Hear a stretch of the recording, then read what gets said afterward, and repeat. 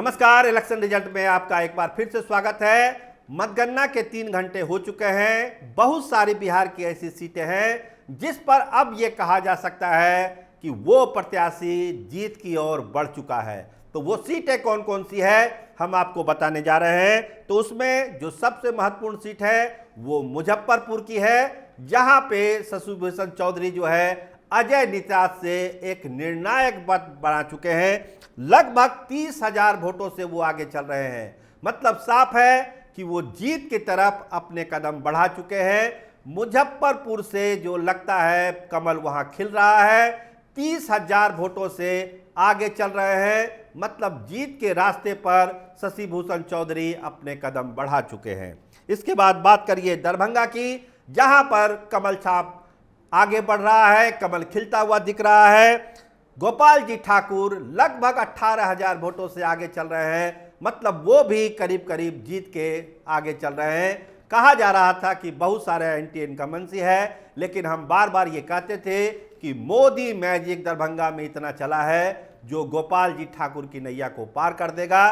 तो एक बार फिर वो साबित हुआ कि दरभंगा में मोदी मैजिक चला है और गोपाल जी ठाकुर जीत के तरफ अपना कदम बढ़ा चुके हैं। नालंदा में एक बार फिर नीतीश कुमार की बादशाहत साबित हुई है। गढ़ है वो नीतीश कुमार का, ये आज फिर साबित हुआ। नालंदा में कौशलेंद्र कुमार तमाम अड़चनों के बावजूद करीब करीब 21,000 वोटों से आगे चल रहे हैं। मतलब जीत की तरफ अपना कदम बढ़ा चुके हैं। ये मार्जिन कम होगा ऐसा लगता नहीं है, इसको लगातार आगे बढ़ना है। इसका मतलब है कि नालंदा नीतीश कुमार का है, नीतीश कुमार नालंदा के हैं। ये बात 24 के जंग में भी साबित हो गया। मतलब नीतीश कुमार का कद बढ़ रहा है बिहार में, और नालंदा में उनका दबदबा है, एक बार फिर से साबित हुआ है। इसके अलावा चले आइए मधेपुरा, जहां पर तीर एकदम निशाने पर पड़ा है। पहले दिन से ये कहा जा रहा था कि दिनेश यादव वहां पर आसानी से चुनाव जीत रहे हैं, क्योंकि जो विरोधी थे प्रोफेसर साहब, रमनदीप साहब, उनको कनेक्शन ही नहीं हुआ मधेपुरा से। इतना लेट वो वहां पर पहुंचे कि लोग उनको जान ही नहीं पाए कि ये भी मैदान में है। इसका पूरा फायदा दिनेश यादव को मिला है, और मधेपुरा सीट से दिनेश यादव ने, जो ताज़ा खबर हमारे पास है, लगभग 28,000 वोटों से वो अपनी बढ़त बना चुके हैं। अभी तो बहुत सारे राउंड का वोट बाकी है। इसका मतलब है कि एक बड़े अंतर से दिनेश यादव मधेपुरा का चुनाव जीतने जा रहे हैं। इसके अलावा बात कर लीजिए गया की, तो गया में भी जीतन राम मांझी एक बड़े अंतर से जीत की ओर बढ़ रहे हैं।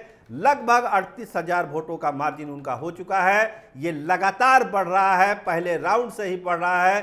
तो मतलब साफ है कि जीतन राम मांझी ने अपना पताका फहरा दिया गया सुरक्षित सीट से, और कहा जा रहा है कि अगर भाजपा की सरकार बनती है तो जीतन राम मांझी को एक अहम जिम्मेदारी नरेंद्र मोदी सरकार में दी जा सकती है। कुछ और सीटें हैं जो हम आपको बता दें। बेगूसराय में गिरिराज सिंह आगे बढ़ रहे हैं लगातार, और काराकाट में लड़ाई बहुत कांटे की है। कभी माले प्रत्याशी आगे बढ़ जाता है, कभी पवन सिंह आगे बढ़ जाते हैं।